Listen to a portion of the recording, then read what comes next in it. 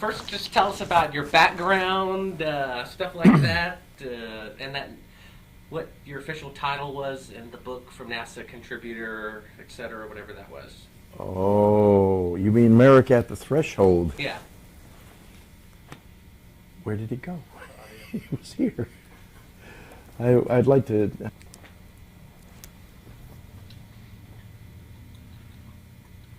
Yeah. Okay. Roland, just tell me about your background, whatever they called you in the book, and how you're affiliated or got affiliated with NASA, etc. Submitting your I idea. think the question really is, how did I get involved in this great big mess? Okay. And it's simple.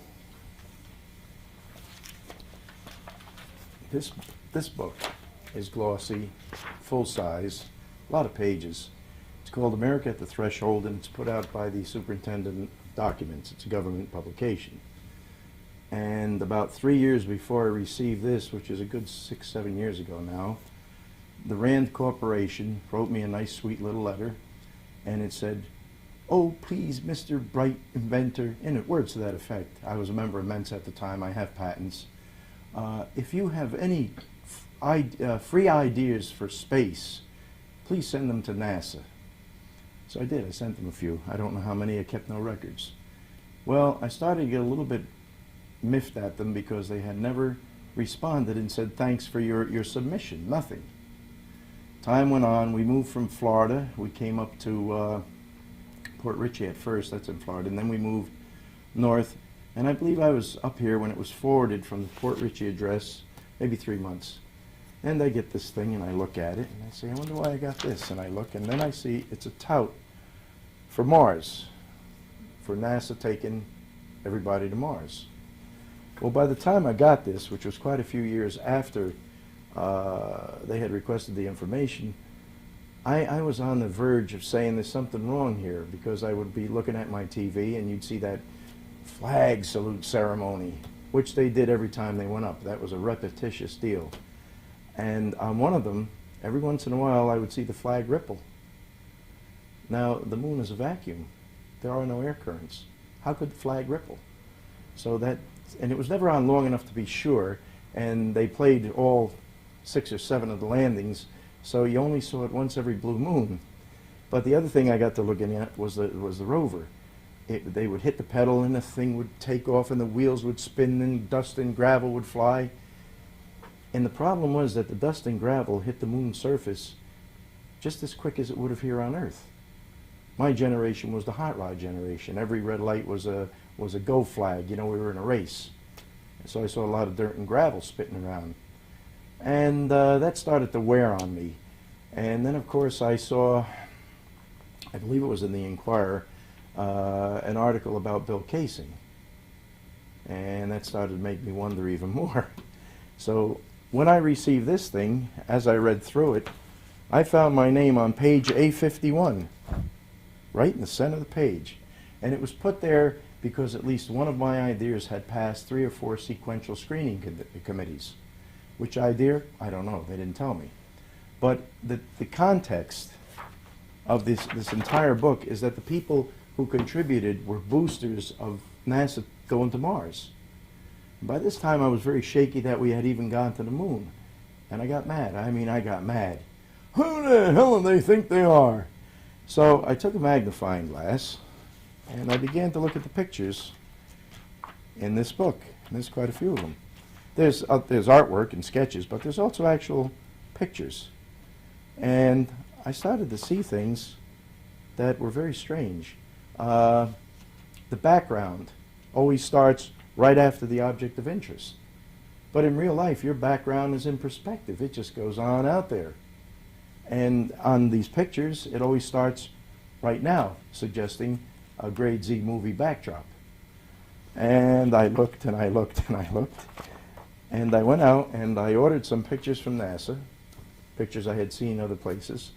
And I began to take books out of the library, books written by the astronauts. And I read with a very critical eye, and I started to dissect them.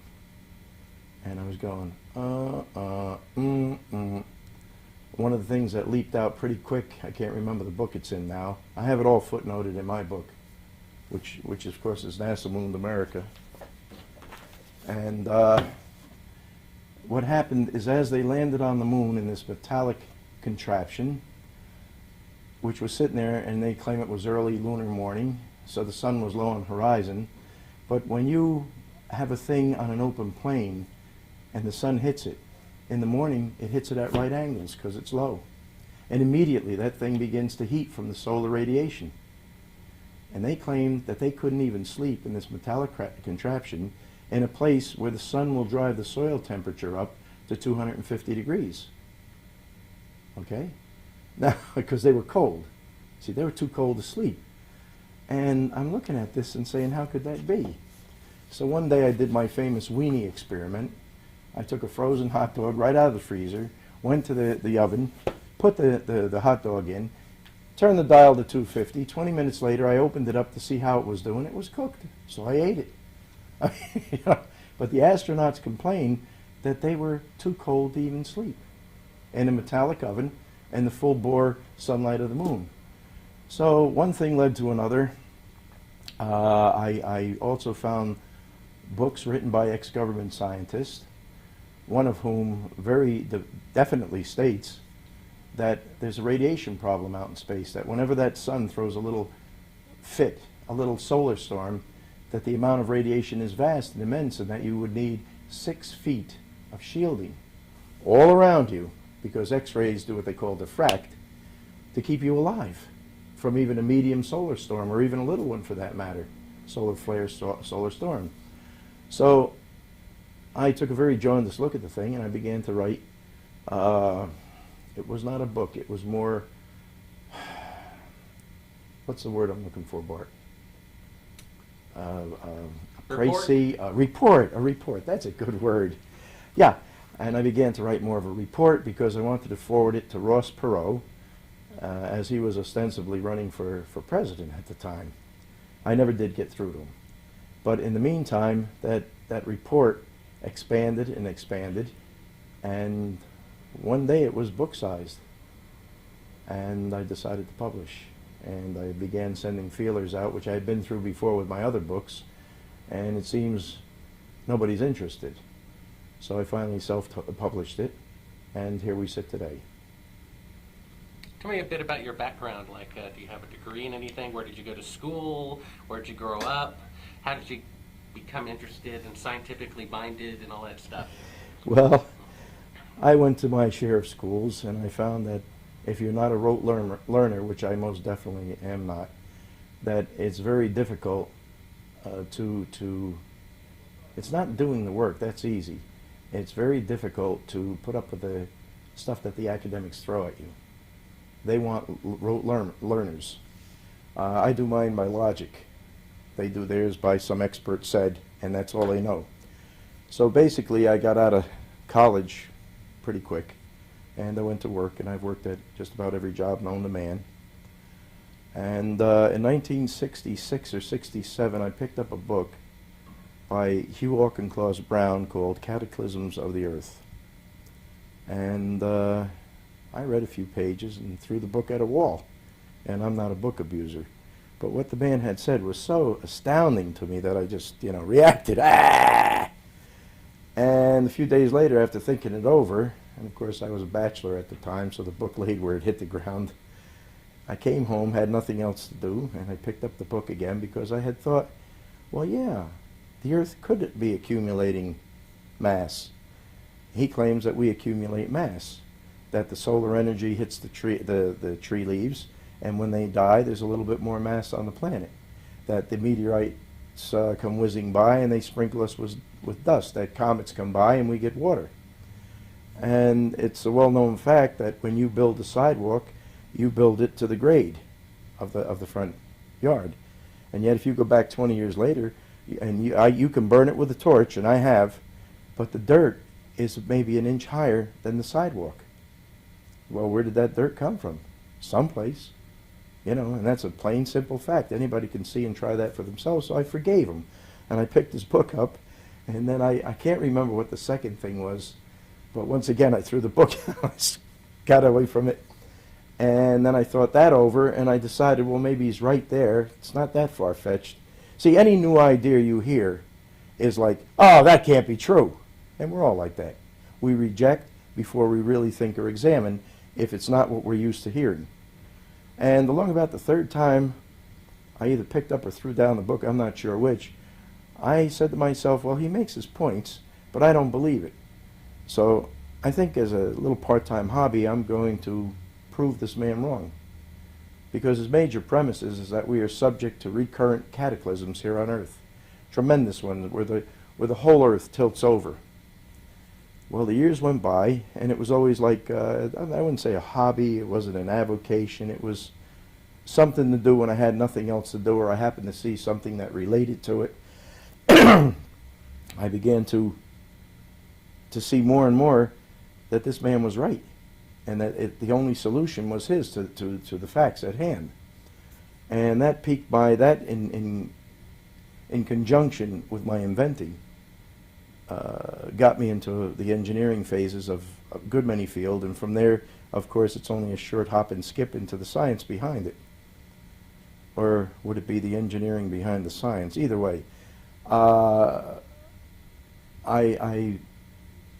an omnivorous reader. I read anything in front of me, and through the years, I picked up quite a background in the hard sciences. So when I got onto this thing, I had already written a book on science called The Last Skeptic of Science. And so I had a good background there, and when I got on this thing and found that there were things too wrong, I guess you would say that I had been primed by a lifetime of other things to dissect this hoax, the hoax that NASA foisted upon us. All right, good. Hold there.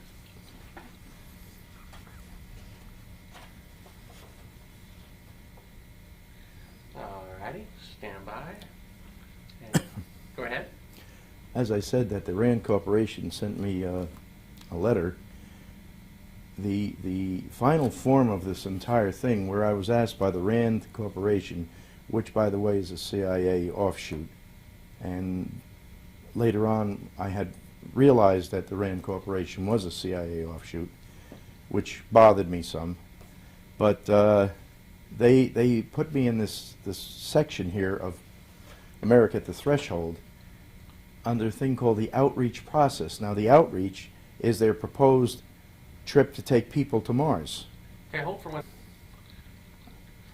And go ahead. When the Rand Corporation first contacted me, I got a letter that said something like, "Oh, bright Mr. Inventor." At the time I was a member of Mensa, which is the high IQ society, and I'm also an inventor with 2 granted patents without any large corporation type help. And it said, NASA, poor NASA, would like some free ideas on space if you have any to donate. So I did. I sent in 3 or 4. I didn't keep any records, and I never received a confirmation that they had received them, which began to rankle me a little bit. It takes time to write an idea up. I gave them time, I gave them ideas, and they didn't say, gee, thanks for the submission. So the years go by, and we had already moved to New Jersey from Florida, and one day I received this book from the government, America at the Threshold, and it had been forwarded from our previous Port Richey address. And I read it through, and of course what I found out is that it was a tout that NASA intended to take a manned mission to Mars. Now, that turned me off a little bit because I was already beginning to doubt the previous Apollo moon missions. There were reasons. The flag that waved when it shouldn't have. When you see it on TV, they always put these little, I guess they call them fillers in there, showing the flag salute ceremony. And what happens is that on one of them, see, they did the flag salute ceremony every time they landed. But on one of those sessions, the flag wiggled in the breeze. But there's no breeze on the moon, it's a vacuum. So I used to see that, but it always goes by so fast that you can't really say, there it is, it's here, it's there, it's gone. And the other thing bothered me was the rover, the way they would push the pedal to the metal, and the wheels would churn, and the dust and gravel would fly. which we did plenty of as kids here. We were all, every red light was a drag race, and that dust and gravel hit the moon's surface just as fast as it would here on Earth, but the moon only has 1/6 gravity. So I used to look at that and say, nah, because I believed in the CIA, apple pie, motherhood, the whole Gamilla. Well, I took a look at this book, and on page A51, in the appendix, if I can find it, last time, on page A51 in the appendix, right smack in the center of the page is my name, Ralph Rene. And it says here I'm an outreach participant.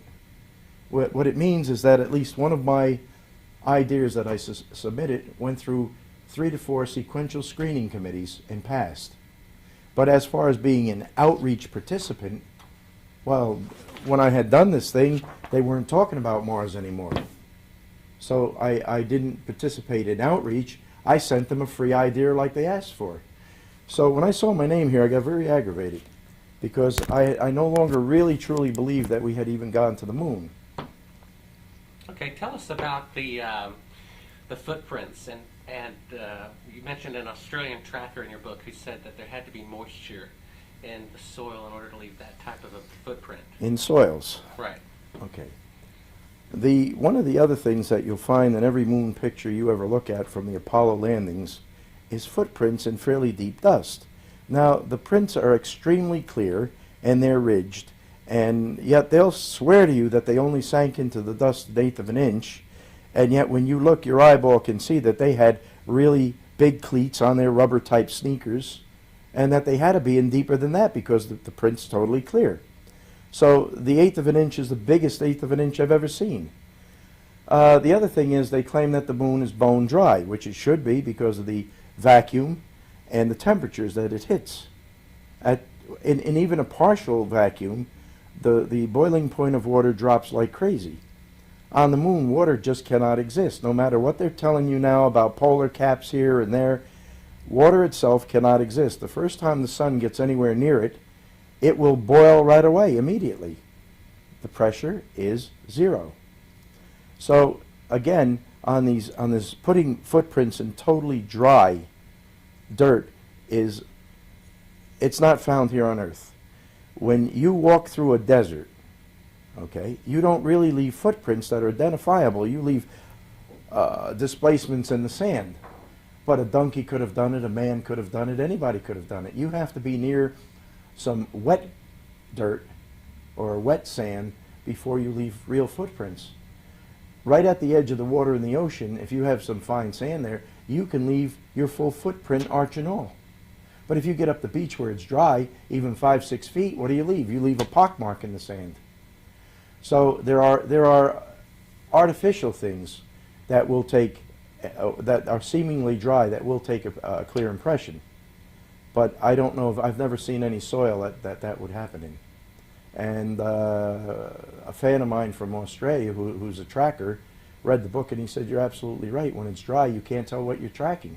It's very difficult. Of course, you can tell a camel, which they have in Australia, from a small marsupial or something. But until you get to some soil that's got at least a hint of water in it, you can't tell. So if that's the case, how did they leave these crystal clear footprints? And the other thing that began to really bother me is the fact that these lunar landers, LEMs, weigh 33,000 pounds. They float down to the moon on one single central jet, and that jet does not blow a crater. It doesn't even sweep away this loose dust. How can that be? You can take a common leaf blower, you get a 1/2 pound of pressure out of the thing, that's maximum, and you can dig a hole in sand, a real crater. Now that when this central jet was roaring, bringing down that mass weight onto the moon, there was much more than a 1/2 pound of pressure, and the volume of it is tremendous. That bell is like 2-3 feet across, the nozzle of this engine. But it didn't blow away the loose sand and dust. How could this be? Because you will see pictures with the footprints almost under that jet. What did they do? Carefully sweep everything it blew away back in there? You know, You can't do that. They didn't carry a broom with them. Alrighty, good. Hold there for a second. Okay, tell us about the Van Allen radiation belt, the Soviets, their discovery of the radiation and all that. I can't remember the date right now, but I believe it was back in 63 or 64, right after the decision had been made by Kennedy and NASA to put men on the moon. The Royal Astronomer of Britain, his name was Lovell, and that's not James Lovell, the astronaut, went into Russia for a complete tour. They gave him a free and clear and complete tour of their space facilities. He was allowed to go anywhere he wanted. He was allowed to talk to anybody he wanted. There was no KGB controls put on this man. Why? I have no idea, but that's what happened. And he was told by the head of the Russian Space Agency to tell NASA that they did not know how to protect their cosmonauts from solar radiation once they were above the Van Allen shield, or belt, as whatever you want to call it. And he did. He came back and he told the head man there, and he was totally ignored. And shortly thereafter, 5-6 years, boom, we broke out of the Van Allen shield. We headed to the moon.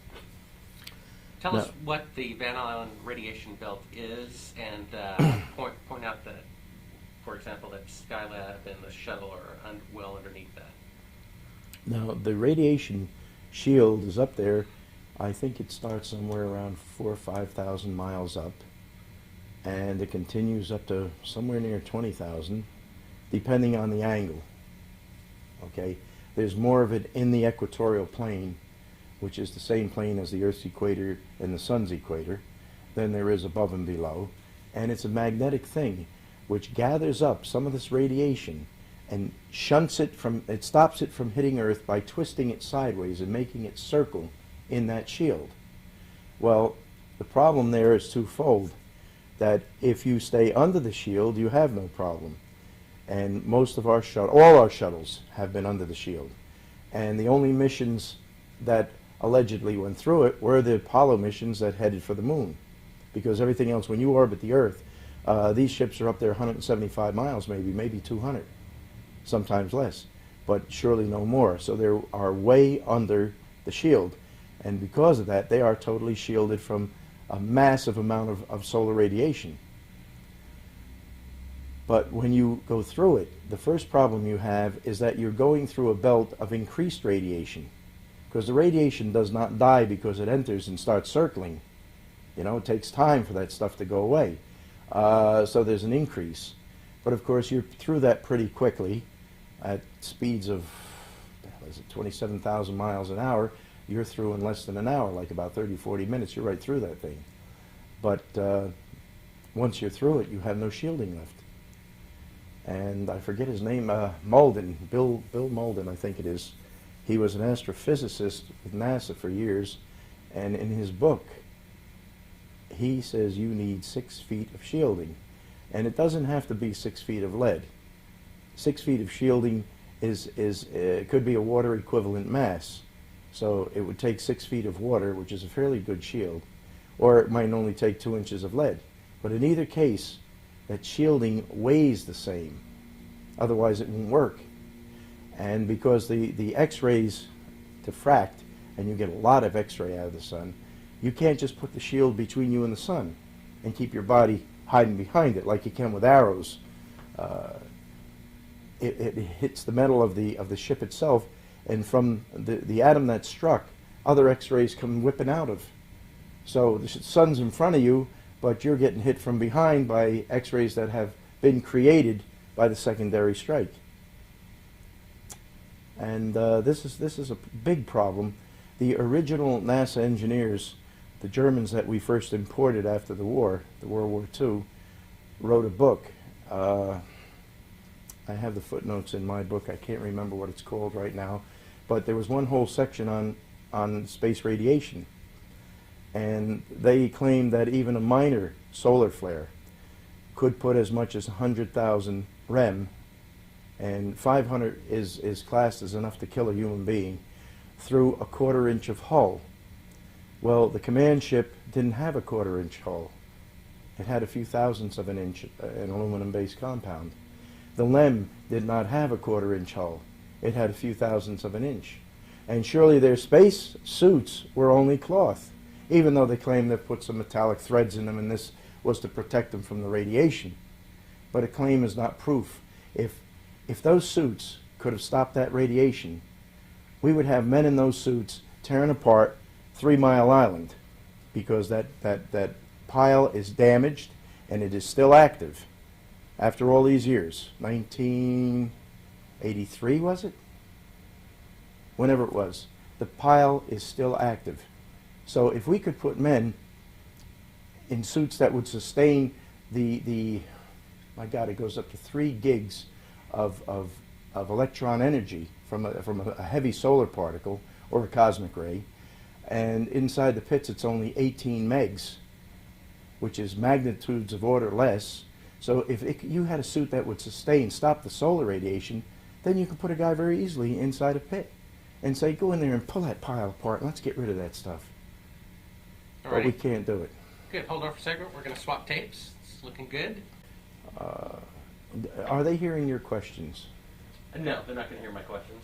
What about Kennan and Harvey? You quoted them on page 49 in your book. Who are they? They were writers. Keenan and Harvey were writers that examined very critically NASA and some of their claims and how they got to send these ships out.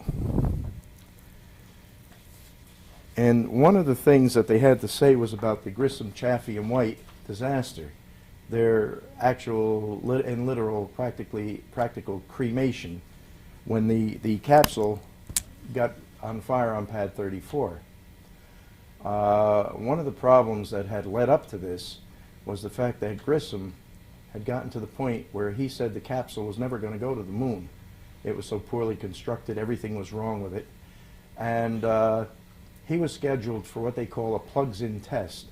And a plugs-in test is where they have live electrical circuits, and you're actually pushing these little switches that have power. And every time you push your switch, I don't know whether you know this or not, even at low voltage, a little tiny spark jumps from the inductive effect of the circuit beyond it. And they had, naturally, these tests allegedly, NASA claims today, are always conducted in 100% atmospheric oxygen atmosphere, unlike our atmosphere, which is 80% nitrogen and only 20% oxygen. Now, at some time during this very, very long test, all kinds of problems kept creeping up. They smelled something burning, and they would stop the test, and they would unbolt the brand new hatch. That the first time they had ever used this hatch, it took 20 minutes to open up under good circumstances, and they would go poking around and they wouldn't find anything burning. So they'd rebolt the hatch, and the test would go on. And sometime, I guess it was 5:30, 6 o'clock at night, everybody was dog-tired. These guys had been laying on those stupid couches for hours and hours and hours and hours, and suddenly a fire broke out. But in the meantime, during the last part of that test, and they were on the end, they were almost through, somebody decided to pressure test that LEM. And to pressure test it, they jacked in 100% oxygen and just kept the pressure going up. Now, I'm not a medical doctor, but someplace in my readings, it's my understanding that the instant you put people in even 14.7 pounds of pure oxygen, you're asking for medical problems. Now, NASA had conducted tests years and years before on 100% oxygen environments.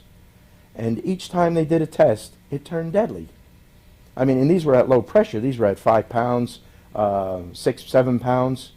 And one man was taken out of the test chamber with his arm on fire. The fat and flesh of his arm was burning. They had thrown an asbestos blanket around that arm, and the blanket was burning because it was pure oxygen. Now, anybody that's ever had a chemistry course, all the welders in the world know about pure oxygen. It seems that everybody but NASA knew the dangers of dealing with pure oxygen and letting electricity get anywhere near around it, except NASA. So here we have 3 guys, all astronauts, one of them a troublemaker. Grissom, he was the most popular of the astronauts at the time, and he had threatened to go public with his complaints. He was going to talk to the press. They loved him. We have 2 other guys in there, and the first thing you know is a fire breaks out. Well, in a 100% oxygen environment, even if it was at the low pressure that they allegedly used in space, 5.2 pounds, it's deadly. What they were in was what's called a calorimeter bomb. If you've ever wondered how the scientist or the nutritionist can take a thing as wet as lettuce, okay, and tell you that there's X calories, and calories are a definition of a quantity of heat in this lettuce, this wet lettuce. Here's how they do it. It's simple. They have this huge iron cylinder, thick-walled. They put a pound of lettuce, let's say, or actually they probably would only put an ounce of lettuce in it. And they pack it up with oxygen, high-pressure oxygen, and they seal it, and they put it in a bath of water at known temperature and known quantity. Then they hit a spark plug, which is electricity. It jumps through the air, goes through a piece of the lettuce, the oxygen catches fire, the lettuce completely burns to an ash in an instant, like gunpowder, and the amount of heat given off is then received by the body of water around it, and a thermometer climbs a bit. From that, they can tell you about how many calories an ounce or a pound or whatever it is, the quantity of wet lettuce has. So when you put human beings in a high oxygen, or in this case 100% oxygen atmosphere, and you have them throwing live switches, and the switches are not explosion-proof switches, which probably wouldn't even be in an oxygen atmosphere anyway, but you're sitting there and you're saying, was this the spark that started? Nope. Was this the spark that started? They burnt. They were killed. They're dead. And in my book, I call it murder, because I know that these people went to high school, went to college, and knew what a calorimeter bomb was. They were science majors. How could they not? Question again? We're going to talk Oh, about Bliss. the Okay. portable life support system. Well, that's okay. I got my foot on it. Nah, I let it bend. Well, Okay, go ahead. I believe that you wanted to know about the PLSS, which is the portable life support system for the so-called moonwalkers. And I use the word alleged whenever I can, and so-called, because I honestly stopped believing that men ever approached anywhere near the moon years ago. Well, this system was designed to keep a man alive in total vacuum, and it was designed to keep that solar heat and his body heat from roasting him alive in a highly insulating suit. That's what an overcoat's all about. It's a big fat insulator that you put around you to keep from freezing to death. Well, these suits were not only that, but they were sealed so that any heat that you put in there didn't want to radiate back out too easy. And any heat that was received would also be impounding upon you and building the temperature inside this suit. So in order to equalize this and have an air conditioner, they carried, I don't know, it was maybe a liter of water. It was a little tank of water. And this little tank of water was connected to a veined bladder, a suit that had veins running through it, and a little tiny water pump that kept pumping the water around the astronaut, and it went to a condenser section. And every once in a while, when this water was getting really hot, starting to raise in temperature, which would have helped roast them, they took a little bit of the water and they ejected it into space, where it was subjected to what we call explosive decompression. You get the similar effect when you take a carbon dioxide extinguisher. The carbon dioxide inside that tank is not a gas, it is a liquid. And the instant you pull the trigger, you release this liquid, which is under a high pressure, to our 14.7 pounds of low pressure, and the thing explosively decompresses and creates a lot of cold and forms dry ice, actually. That's what those white flakes coming out of there are. So if you do it with water in the vacuum of space, you'll get a similar effect. And this would act as a coolant as long as that spray was directed onto the condenser. And then it would chill the water inside, and it would work. The only trouble is that when I calculated values for the amount of heat coming in off that sun, which is 20% hotter than our sun because there's no atmosphere or water vapor to act as a barrier, I wind up with things like that. They would have needed, I believe, 2 gallons of water to stay on the surface of the moon for the 4 hours they claim to have stayed there. So right away we're up against an improbable. The fact that they admit they need air conditioning, and they used air conditioning, even if it's explosive decompression of water, but the amount of water, they could not carry a sufficient supply of water to have done the job they claim it did. So one more time, it's an impossible situation. But by the same token, it shows that the moon's surface has to be hot, not cold. And if the surface is hot, the LEM had to be hot. And yet Aldrin and Armstrong claimed they couldn't sleep because it was so cold inside the LEM. So something's wrong. Warm metal radiates heat. It doesn't have to have air running around it, even though inside the LEM they did have an atmosphere brought up, which would have convected the heat from the hot walls into their suits and into their bodies. So it's an impossible situation. Outside you need air conditioning, inside you don't. Don't make sense. Okay, hold it. What do you want to know about? Julian show here, so here. Shear? Shear. Yes. What is that about? Well, he's the guy that did something or other about the navigational end, but or is he the guy that, wait, I'll find it in the index. Let me find him first, and then I'll know where to look. He's an astrophysicist that worked for NASA. Yeah, tell about that. Oh, well, let me get the direct quote then. Okay. Let me go to that section. I was just there a few minutes ago. What the hell page were we on? The gotchas. No, it's sunstroke. It has to. Yeah? Yeah, go ahead. To go back to the solar radiation, and the fellow named Bill Malden, or is it John Malden? I think it's John Malden. Anyway, in his book he states, quote unquote, cosmic particles are dangerous, come from all sides, and require at least 2 meters of solid shielding around all living organisms. Well, that's what we are. We're a living organism. And no 2 meters, you have a problem. He goes on to say that solar or star flares of protons, an occasional and severe hazard on the way out of and into planetary systems, can give doses of hundreds to thousands of rem over a few hours at the distance of Earth. Such doses are fatal and millions of times greater than the permitted dose. Death is likely after 500 rems in any short time. So what we have is the plain simple fact then that every time our astronauts went up, there couldn't have been any solar flares. And if there were, they're all dead. Now, I got information from NOAA after my God, it was a year's struggle, about the solar flares. I never got exactly what I wanted, and my computer got virus the second time around when I threatened to go to my congressman to get this information. But basically, there is a fellow there named McKenna who in 1972 we were subjected to the biggest solar flare of the entire century. And he did a whole book on it, which I have my hands on.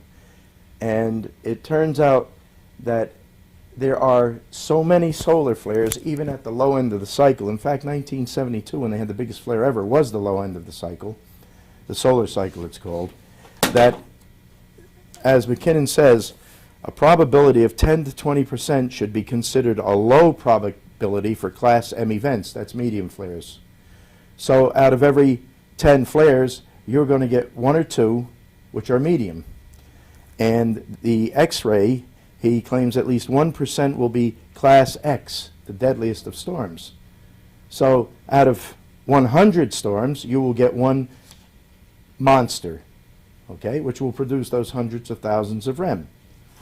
Now, I also happen to have a chart here that I extracted from the McKinnon, the information I got from NOAA, some of it from McKinnon, and it turns out that for all the trips, for missions 8 through 17, including 13, which had to go and come back, that there had to be 1,485 flares total. This is a statistical average, okay? Now, at 1,485, that means that 14 were humongous X-rated flares. That means that, I don't know, what is it, 300-400 were medium flares on all these trips, of course. But there was 1, 2, 3, 4, 8 or 9 trips. So we're talking 1.4 X-rays, X-rated, I'm sorry, for each trip, and we're talking maybe 10 flares medium for each trip. Why, any one of them would have killed everybody on board. Okay, good. Tell us about the shadow angles not corresponding with where they're supposed to be on This the is planet very at the time of difficult day. because I still cannot pin down the goddamn latitude and longitude of the landing. One of my problems was I did the best I could when I went after the information. Every book has a different latitude and longitude. Talk to us about the photograph of the two astronauts and the shadows being at different length. Nah, give me better than that. That's boring. Give me some good stuff. Come on. Good stuff. Wheat deal. Okay, people. That's the first day I've heard that over and over and over again. Want to cover it or not? Okay, go ahead. Start from what you said from the top.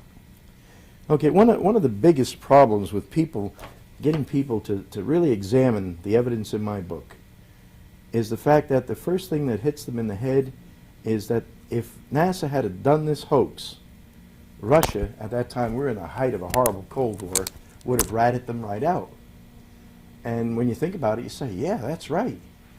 Well, a little thing went on in 1972 at the very end of the last, I think it was right before they ran the final mission, Apollo 17, whereby, for some obscure reason, our greatest enemies, who had sworn to see us dead and we were thinking of nuking them, man, woman, and child all over the place, got a wheat deal from us. They were hungry. It turns out that communism doesn't seem to be able to produce food. In a land where there's plenty of food, when you become communist, shortly thereafter there is no food. Time and time again all over the world. However, these Russians didn't rat us out because in 1972, and during that summer, our State Department decided to sell them a quarter of our grain crop. That's not only the wheat. They called it the wheat deal, but it's not only the wheat. It was corn and everything else. And they decided to sell them these dried goods at a rate lower than the market price before they made this decision, which meant that the instant you take a quarter of a crop away, an expected quarter of a crop away, the remaining 3/4, the price starts to shoot up like a rocket. And that's what happened to us. Our bread prices climbed and have never come down. I don't know if we're still sending them wheat, but I would bet my bottom dollar we still are, and I'll bet we're still sending it to them at very cheap prices. So the longshoremen, being simple folk and not understanding all the finer details of all this nonsense, would not load the boats. They had to send the National Guard in to start loading the boats. But the wheat deal went through. They worshipped the wheat. And if you look at a country that's coming apart from hunger, getting a wheat deal over ratting us out to the world, which one do you think your government would choose? Hang on that. Remember the shot with the antenna? Explain that to me from the top. What was the flight? Hang on, let me find the picture first. I keep forgetting the flight. I think it was a Gemini 7, but I won't bet on it. In fact, we have a couple of priors to the Apollo missions. The previous set of missions were called Gemini. And on Gemini 6A, Wally first in space, it was Glenn, wasn't it? American? Yeah. Swallowed my gum. Alrighty, go ahead and explain to us this antenna thing, what mission it was, and all that stuff. Okay, what happens is early on, Alan Shepard went on a ballistic orbit, which is not an orbit around the Earth, it's just ballistic. You go up, you come down like a cannon shell. He was the first American.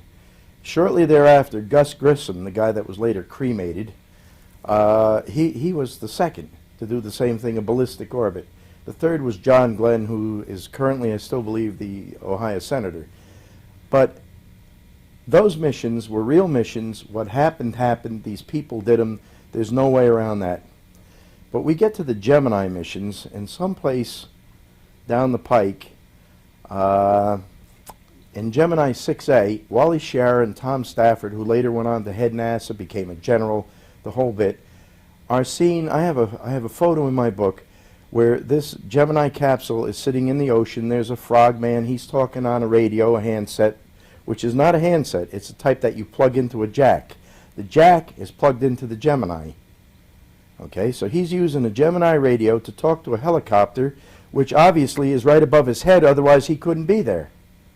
Now, in the front of this capsule, hanging up there maybe 15, 16 feet, is a fiberglass antenna bolted into the Gemini capsule, which had allegedly just re-entered from orbiting the Earth for a day or a week or whatever the time period was. Now, when you reorbit, you have this very fiery re-entry bit, which gave them a lot of problems, and they had to put tiles on the shuttle, and the Gemini missions had to come in fat-nosed and forward, and there was an ablative shield there, which means that the shield starts to get hot and pieces of it flake off and fly away and take the heat with it.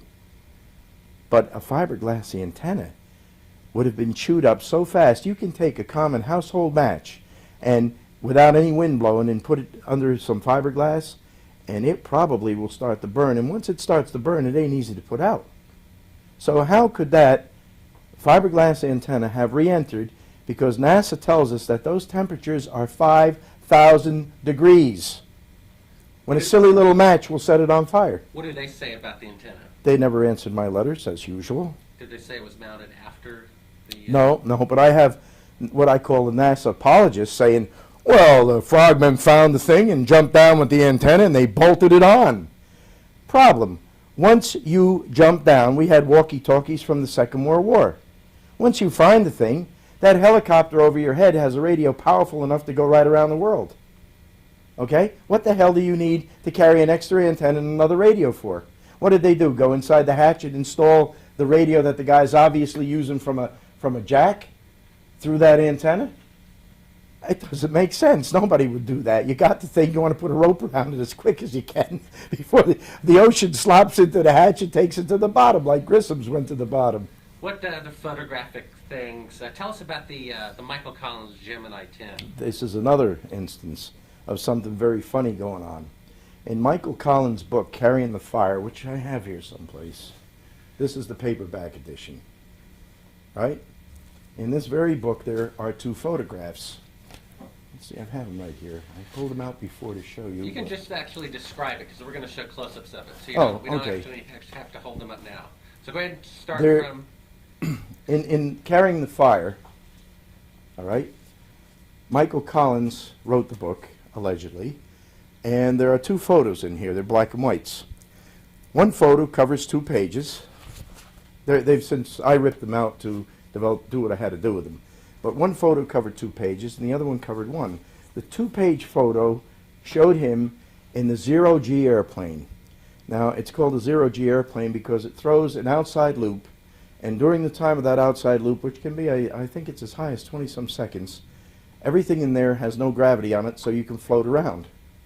It's all padded up so that when it comes out of that thing, no matter where you are, there is now a bottom, and you will fall hard. So it has huge mattresses sewn into the fuselage, and it has guys that just, they're strapped in and they do nothing but try to grab you to keep you from going through the hull of the airplane. But anyway, this is how they practice for space. So sometime before the Gemini 10 mission, which I believe was 67, Michael Collins had to go through this procedure. And he did, and they took a picture, which he finally printed in his book. Well, during Gemini 10, he took a spacewalk, and he puts this other picture in his book showing him doing the spacewalk.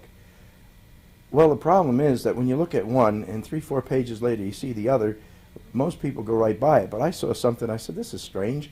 The nylon strapping on his rigging had formed an exact same angle as on the other page. So I went back and I looked at this one, and then I looked at the horrified expression on his face in the zero-G airplane one. And I said, oh my God, that's like I look if you put me on one of those rides that turn you upside down real fast. And I looked back at the other one, the Gemini 10 spacewalk picture, and I see the same expression on his face. The angle of the nylon strapping's the same, the expression's the same. Well, except for the fact that one picture's looking that way and the other one's looking the other way, the body posture's the same, the arms are the same, the propulsion rod's the same, except now he's using a different hand. So on a whim, I tore both of those pictures out of his book, took them to a photographic studio, and I had the big picture shrunk a little bit and flopped over. And I had the little picture expanded a little bit, and that's all. Then when I took the negative of the big picture, which had been shrunk and flopped, and put it over the picture formed by the other negative, there was a direct point-to-point coincidence and match. And when I took the Gemini 10 negative, the new one I had made from these pictures, and put it on top of the zero-G airplane picture I had made, there was again a point-to-point coincidence, indicating within a probability of 1 in trillions that this is the same picture. Only on one they blacked out the fuselage, they blacked out the mattresses, and they blacked out the guys trying to stop them from falling bad. And then he said, look, we took this on Gemini 10. The problem is that if you actually do something, you don't fake the picture. And here we have fake pictures. And this is prior to any Apollo mission at all. Tell us about the Soviet space hoax. Do you want to think about that? Allegedly, one of the problems with spacewalking is found in the spacesuit itself. You must have a bare minimum. If you're laying down, from what I've learned from the NASA test, and this information was never obtained, any of it, from NASA directly. They have never communicated with me. I've written them letters, and the letters just disappear into a black hole. But from the other authors at the time who were covering this whole thing and had NASA's blessing, they had a lot of tests with oxygen, and it turns out that you can live in a 100% oxygen environment at about 3.5 or 6 pounds if you do nothing, if you just lay there like a mummy. But if you're active, and if you may be a little bit scared, then you have to have around 5.2 pounds of pressure, even at 100% oxygen. Well, that doesn't seem like much because we're at 14.7 right now, but it's an equalized in and out. But if you consider that a punching bag, you know, a fighter's speed bag, is as hard as a brick, and that's only at 4 pounds. If you consider that they have a set of the EMS people have developed a set of blow-up pants, short pants, that if your lower end is wrecked horribly in an accident, they get there, they put these things over you, they clip them shut, and they take a little tiny hand pump and they go, they put about 2 pounds of pressure in them, they blow up against your body, and they stop your massive bleeding. Now, once they put them on you, they will not take them off. They are only taken off on a surgeon's table when you're surrounded by doctors and nurses and everything else.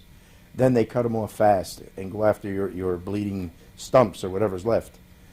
That's only 2 pounds of pressure.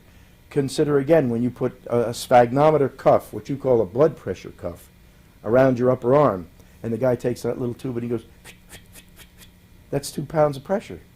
You can't wait till it comes off. It's not painful precisely, but it's so annoying you're starting to say, oh, get this thing off me. So if you get in a suit that's at 5.2 pounds of pressure, you have to look like the Michelin Man.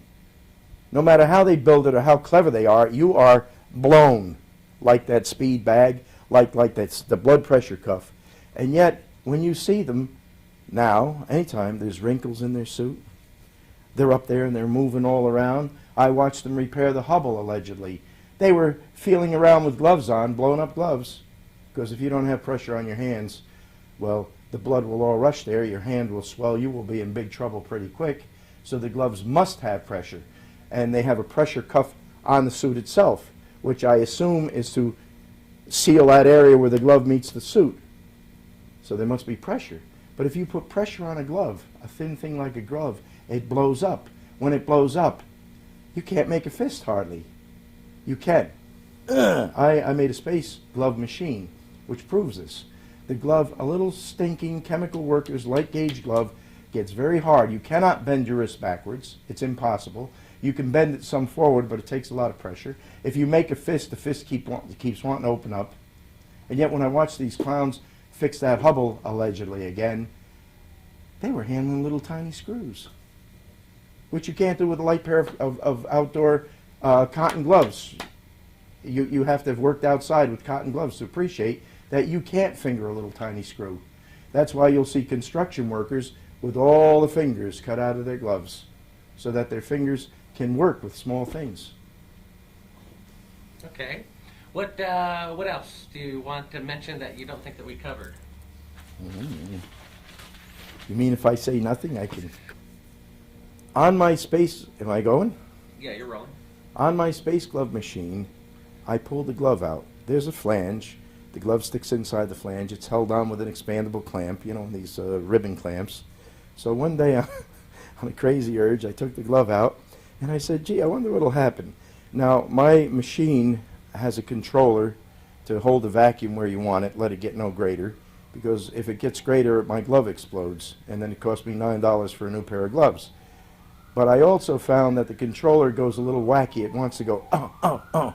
So to prevent this, I keep the bleed valve, the purge valve, open a little tiny bit.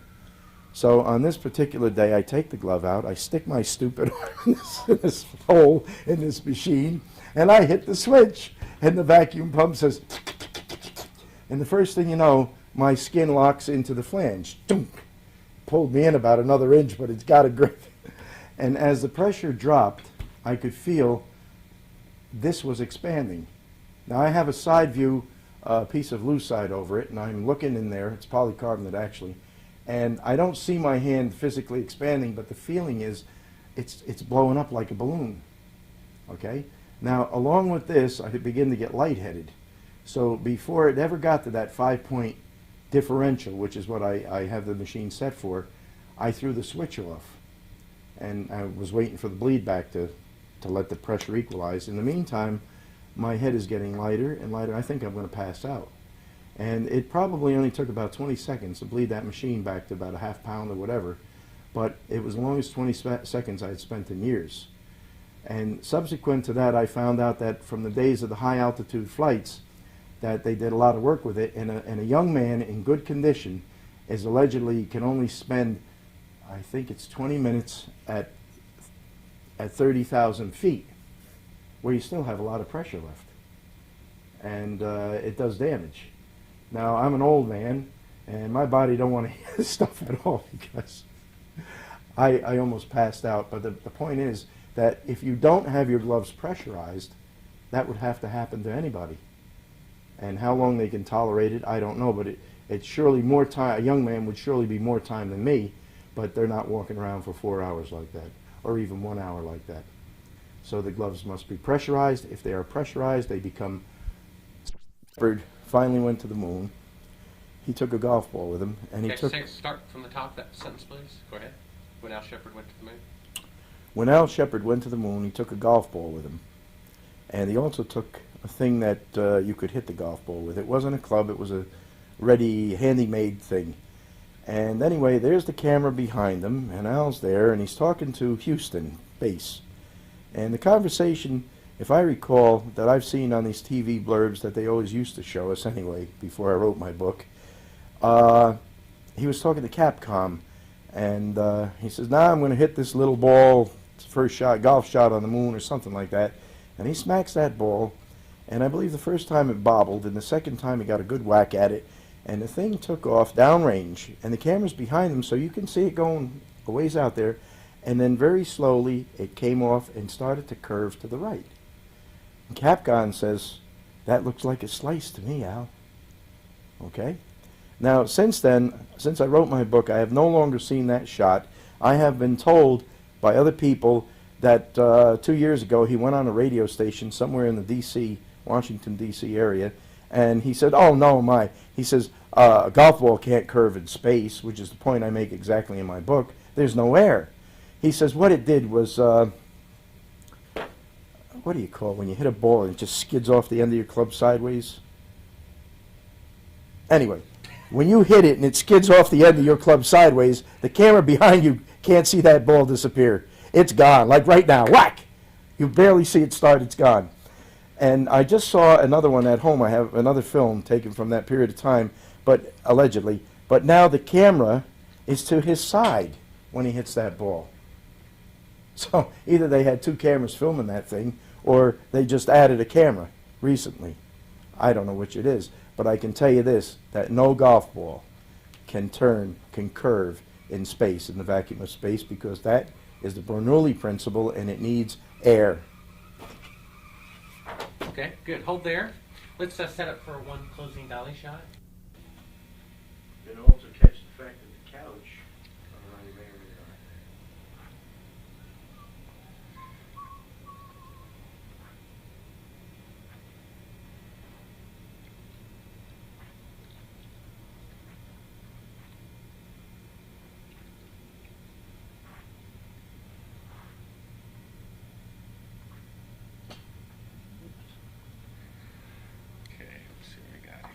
All right, Courtney, that's fine.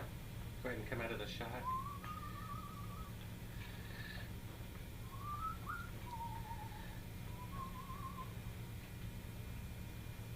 So I'd just be looking at a book or something.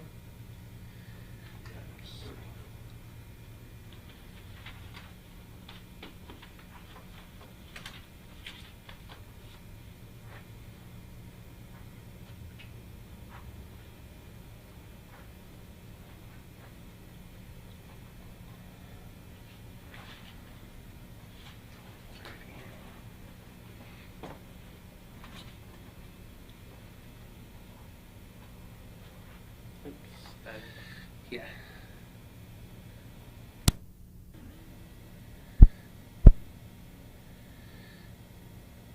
Yeah, I need one for the monitor too. Pull up, or if they need to be first. No, pull up.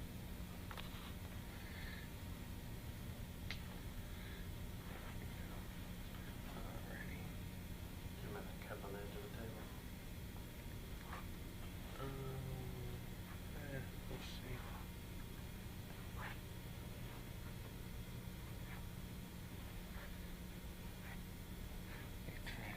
Just a little bit. Yeah, that'd be great.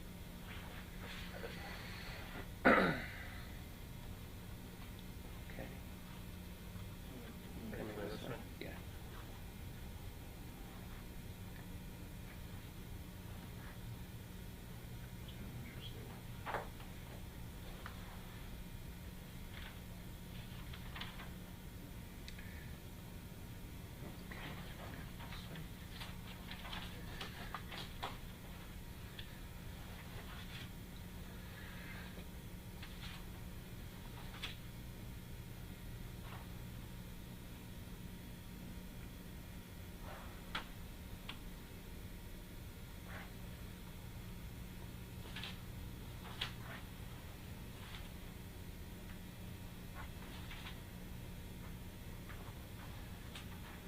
Alright, let's lose those cases off the couch.